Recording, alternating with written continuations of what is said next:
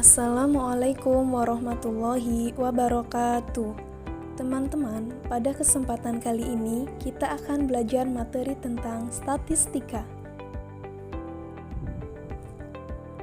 Kompetensi dasar dalam materi ini adalah 3.10 menganalisis data berdasarkan distribusi data, nilai rata-rata, median, dan modus serta sebaran data untuk mengambil simpulan, membuat keputusan, dan membuat prediksi.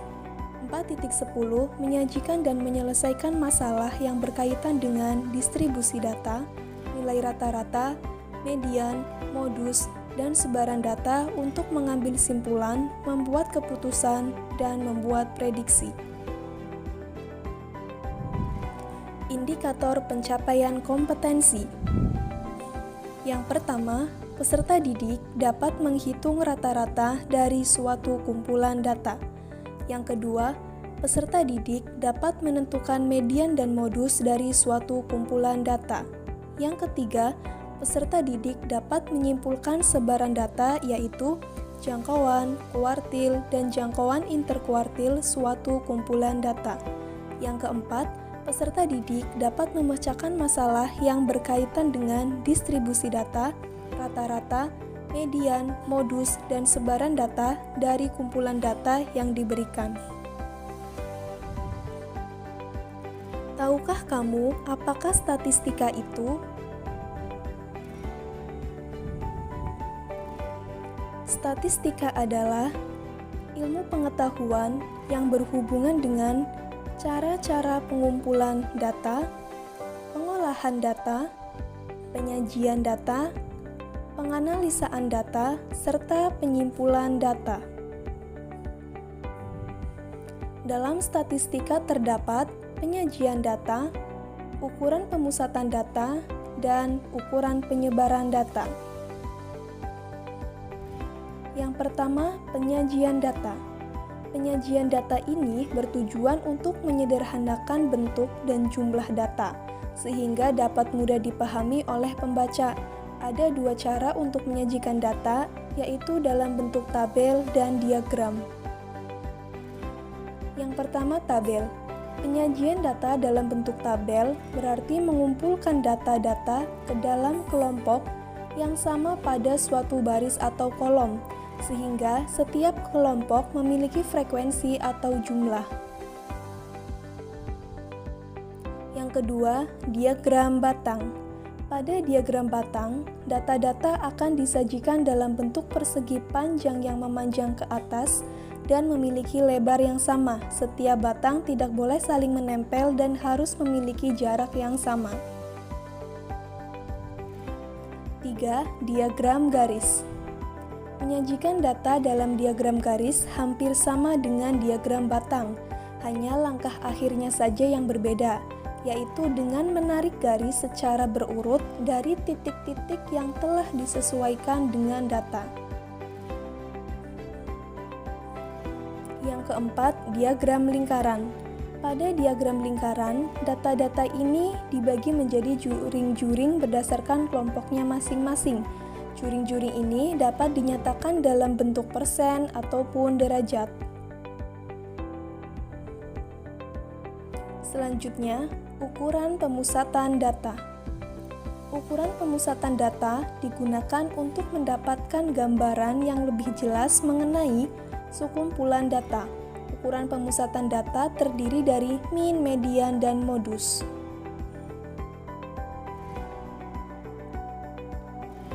Apakah min, median, dan modus itu?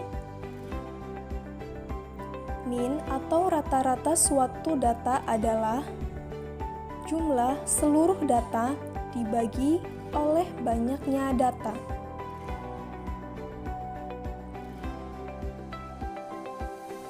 Untuk dapat memahami min, maka perhatikanlah contoh berikut.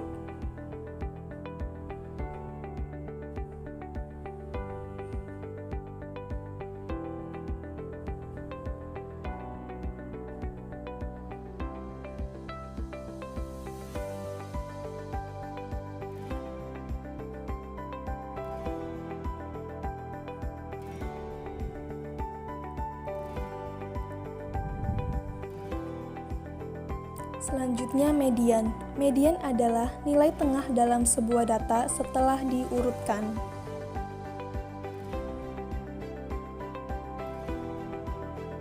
Untuk dapat memahami median, maka perhatikanlah contoh berikut ini.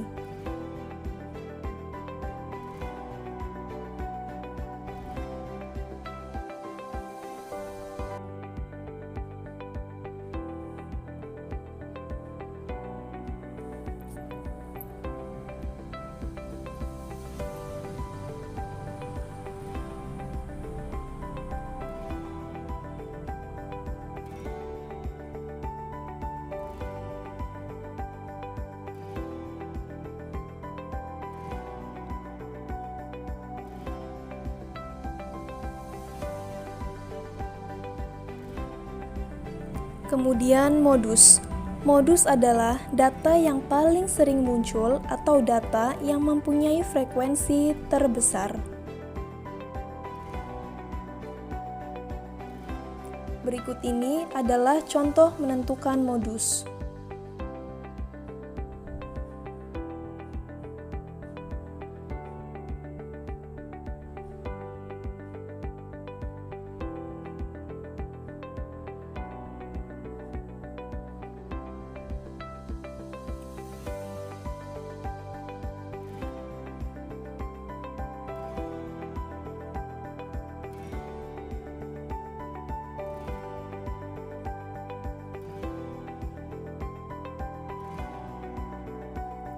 Selanjutnya, ukuran penyebaran data. Ukuran penyebaran data merupakan ukuran yang menunjukkan seberapa jauh data menyebar dari rata-rata. Ukuran penyebaran data yang ada dalam statistika meliputi jangkauan, kuartil, jangkauan interkuartil, dan simpangan kuartil. Jangkauan. Jangkauan merupakan selisih data terbesar dan data terkecil. Jangkauan sering dilambangkan dengan huruf R.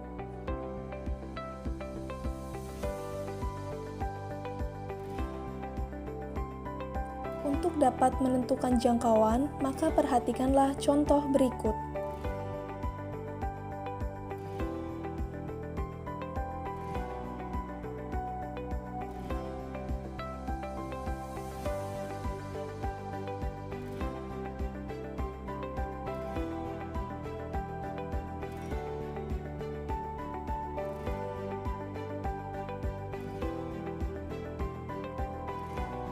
Selanjutnya, menentukan kuartil, jangkauan interkuartil, dan simpangan kuartil. Kuartil adalah pembagian sejumlah data terurut menjadi sama jumlahnya untuk setiap bagian. Setiap bagian dipisahkan oleh nilai kuartil yang meliputi kuartil bawah atau Q1, kuartil tengah atau Q2, dan kuartil atas atau Q3. Sedangkan jangkauan interkuartil merupakan selisih antara kuartil atas dan kuartil bawah. Jangkauan kuartil dilambangkan dengan huruf H. Selanjutnya, simpangan kuartil. Simpangan kuartil adalah setengah dari selisih kuartil atas dan kuartil bawah. Simpangan kuartil dilambangkan dengan huruf SK. Untuk dapat menentukan jangkauan interkuartil dan simpangan kuartil, maka perhatikanlah contoh berikut ini.